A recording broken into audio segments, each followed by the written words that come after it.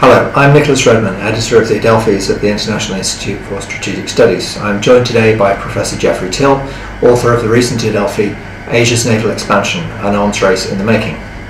Jeff, in the last decade we've seen a big increase in naval spending across the Asia-Pacific. How has this changed the look of Asia's navies and the maritime balance in the region? I think it's made them a lot more capable in terms of what they have and what they can do. They're moving into new areas, almost literally actually, with the ability to deploy further and further from home, and they're able to incorporate far more naval disciplines, if you like, than was applicable in the past. They're moving beyond being simply coastal. There's a lot of debate about whether this naval build-up constitutes an arms race. Some point to China's increase in submarines and other vessels, which seem to be intended as a way to dissuade the United States from going too close into China's naval backyard. In turn, we've seen a response from Northeast Asian states, particularly an increase in anti-submarine warfare capability. And with changes in the US procurement program regarding destroyers, arguably the US has responded too. This is a fairly alarming explanation for what's going on in Northeast Asia. But Jeff, are there more benign explanations? This is basically the thrust of my paper, that effectively what one is seeing is tension between pressures for getting into a situation that could degenerate into a destabilizing arms race, and restraints on that. Some of the restraints, and the most obvious restraint, it seems to me, are the very wide and high level of naval cooperation in the area. For evidence of that, one simply points out the counter-piracy operations that take place not only in the Gulf of Arabia, but also in the Straits of Malacca. The pattern of considerable multilateral naval exercises, for example, that is such a feature of the area. None of these things were around before the First World War to anything like that extent, and they had the impact of reminding the countries and navies involved of how many common interests they have. So I think the practice of cooperation and collaboration against common threats like piracy, drug smuggling, people smuggling, illegal fishing and all the rest of it is something that binds navies together and coast guards together in a way that compensates, if you like, for some of the more competitive elements of it.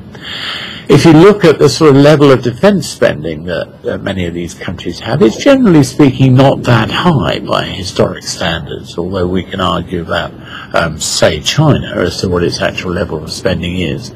It's certainly not as high as it was before the First World War in Europe or anything of that sort. Nor is it rising particularly fast. So it seems to me that in those sorts of ways, the tendency towards competition is kind of permanently restrained by the habits of cooperation and by the fact that economic interdependence in the whole area by rational people means that nobody wants conflict, nobody wants the incidents to get out of control and out of hand. So all these expectations, I think, have a restraining effect.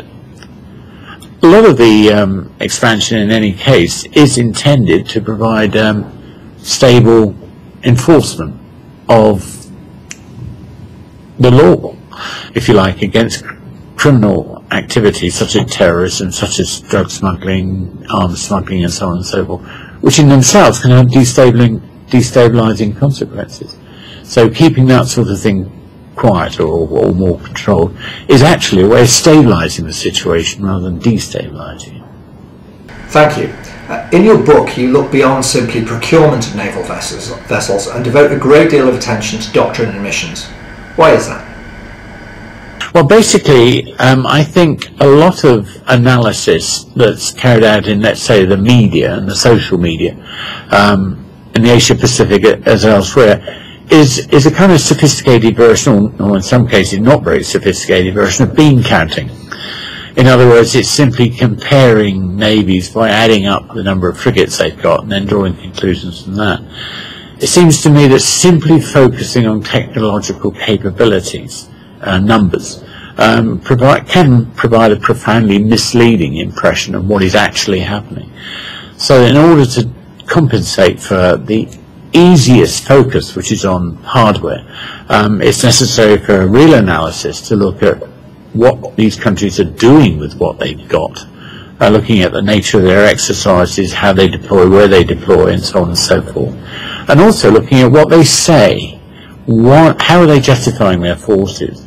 How do they explain their naval priorities to their own people within the Navy? How do they explain their priorities to the attentive public in their various countries? All of these things seem to me to be a necessary complement to simple bean counting.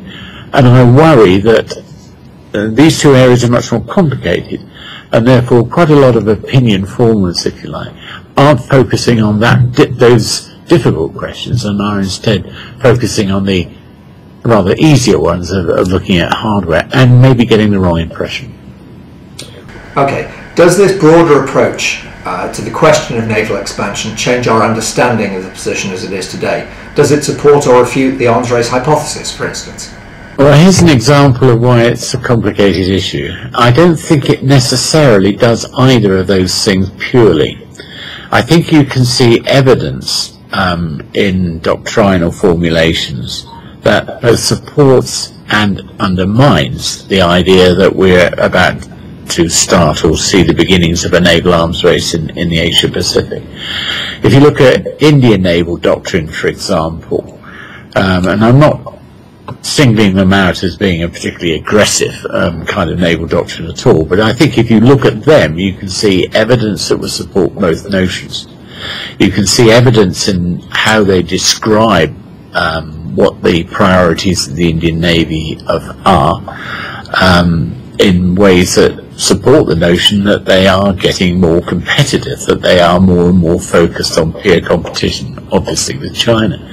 But you can also see in that same doctrine evidence of the contrary, in the emphasis that the Indians, for example, give on multilateral naval cooperation, for example, on the use of naval diplomacy to send messages of friendship as well as hostility or deterrence.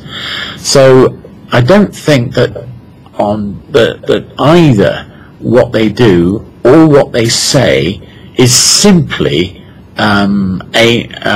supportive of one or other sides of the argument. But on balance, if you look at both, I think, generally speaking, this is my conclusion at any rate, there's rather more evidence of a trend towards cooperation, rather less evidence of a trend towards competition. But you can certainly see evidence of both in both doctrines and in what navies do in the area.